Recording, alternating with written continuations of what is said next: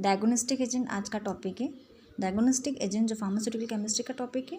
Diagnostic agents are the substance which are use to find out whether an organ in the body function normally और अनॉर्मली।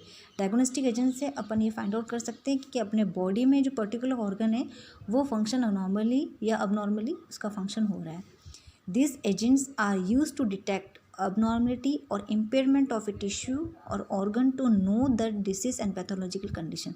इस agent के help से अपन particular tissue के बारे में, उसकी अबनॉर्मलिटी बारे में, उसका फंक्शन अगर कोई प्रॉपरली नहीं हो रहा तो उसको डायग्नोस करके अपन पर्टिकुलर डिसीज़ के बारे में अपन डिटेक्शन कर सकते हैं। They should be completely inert and should not have any pharmacological and physiological action of their own। ये completely inert है, इनका कोई फार्माकोलॉजिकल और फिजियोलॉजिकल कोई एक्शन नहीं होता है, मतलब इसमें कोई भी केमिकल रिएक्शन नहीं होता है, इनका कोई भी फार्माकोलॉजिकल और फिजियोलॉजिकल एक्शन नहीं होता है। They are only utilize for the detection purpose, और इनको सिर्फ डिटेक्शन पर्पस के लिए ही यूज़ किया जाता है। Mechanism of diagnostic agent.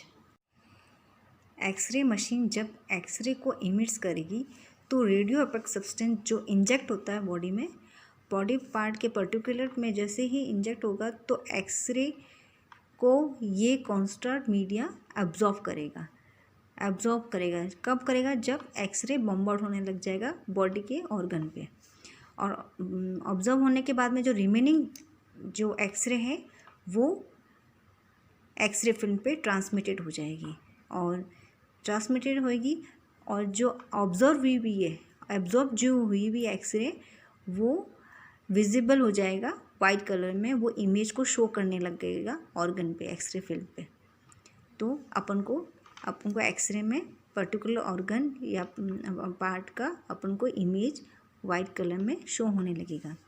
Radio active substance है which is injected to the particular organ and have a property to observe x-ray and show an image on film. मैंने इसमें मैकेनिज्म में बताया है कि रेडियो एक्टिव सब्सटेंस जो है वो पर्टिकुलर ऑर्गन पे इंजेक्ट करने पर उसकी एक प्रॉपर्टी होती है कि वो एक्सरे को ऑब्जर्व करता है, और ऑब्जर्व करने पे ही अपनों को फिल्म पे पर्टिकुलर पार्ट का इमेज शो होता है। Various image test with x-ray and diagnostic agent.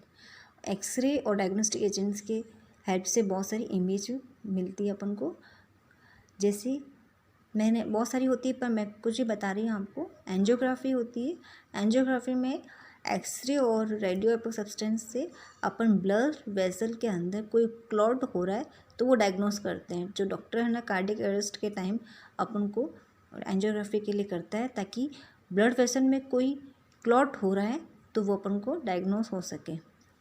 और आर्थोग्राफी में भी ये होता है कि जॉइंट में कोई फ्रैक्चर है, कोई प्रॉब्लम है तो वो भी अपन को इससे डायग्नोस हो सकता है।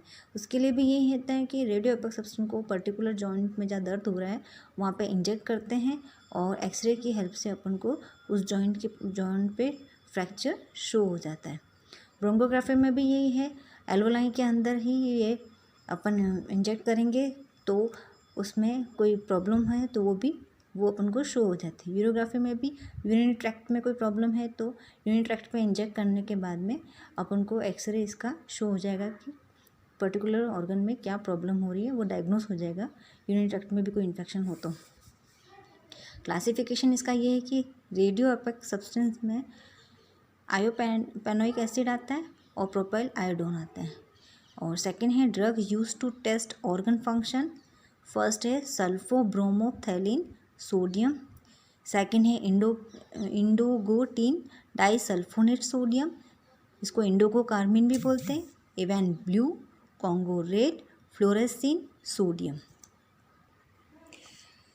अपन अब फर्स्ट पढ़ रहे हैं रेडियो एक्टिव सब्सटेंस के अंदर iopanoic acid. It is a butylic derivative. Butylic इसलिए इसके स्ट्रक्चर में ब्यूटाइल ग्रुप है। 1 2 3 4 कार्बन की चेन को ब्यूटाइल बोलते हैं और C डबल बॉन्ड OH आने के बाद में ये ओइक ब्यूटानोइक एसिड हो जाता है। ठीक है, पर ये जो है ये मिथाइल के थ्रू, क्योंकि इसमें है ना C कार्बन आटम अटैच हुआ है और जिसको अपन मिथाइल ग्रुप कहते हैं, इसके थ्रू ये फिनाइल अटैच्ड है जो आइडो ग्रुप से अटैच्ड है। इसलिए इसका IUPAC नेम में ये होगा कि 1 2 3 4, 1 2 3 4 के अंदर टू में ये चेन के थ्रू, मिथाइल के थ्रू फिनाइल से अटैच्ड है, इसलिए अपन यहाँ पे लिखेंगे 2 के 3 में, मतलब 2 से ये इस फिनाइल में 3 पे अमीनो ग्रुप अटैच्ड होता है। अमीनो इसको बोलते हैं, मैंने यहाँ शो कर रखा है अमीनो, इसलिए 3 पे अमीनो लिखा रखा है। और इसमें 2,4,6 ट्राई आयोडोफिनाइल, 2,4,6 लिए क्योंकि यहाँ पे 2 पे 4 पे और 6 पे आयोडो अटैच्ड है, वो भी 3 है, 1 2 और 3, इसलिए अपन यहाँ पे ट्राई आयोडो और कहेंगे। और फिनाइल क्योंकि यहाँ पे ये फिनाइल है, इसलिए ट्राई आयोडो फिनाइल। उसके बाद में मिथाइल, इसलिए क्योंकि ये जो ग्रुप फिनाइल इससे अटैच हो, मिथाइल से अटैच्ड है, इसलिए इसको मिथाइल बोलते हैं। यहाँ इसका मतलब ये यहाँ पे ये CH3 बॉन्ड हो रखा है, इसलिए इसको मिथाइल बोलेंगे, इसके थ्रू ही ये इससे अटैच्ड, इसलिए मिथाइल आया। और फिर बिटानोइक एसिड, मतलब बिटानोइक एसिड इसलिए है 1 2 3 4, पहले मैंने बता रखा है कि 1 2 3 4 कार्बन 1 2 3। अब इसकी प्रॉपर्टी ये है कि ये वाइट और येलोइश वाइट पाउडर होता है और प्रैक्टिकली इनसॉल्युबल होता है ये वाटर में, soluble in ethanol, ether and methanol, मतलब सॉल्युबल होता है इथानॉल के अंदर, ईथर में और मिथानॉल में। और इनसॉल्युबल तो होता है वाटर में, पर ये सॉल्युबल होता है ईथर, इथानॉल और मिथानॉल में। इसकी मेल्टिंग पॉइंट होती है 155 डिग्री सेल्सियस।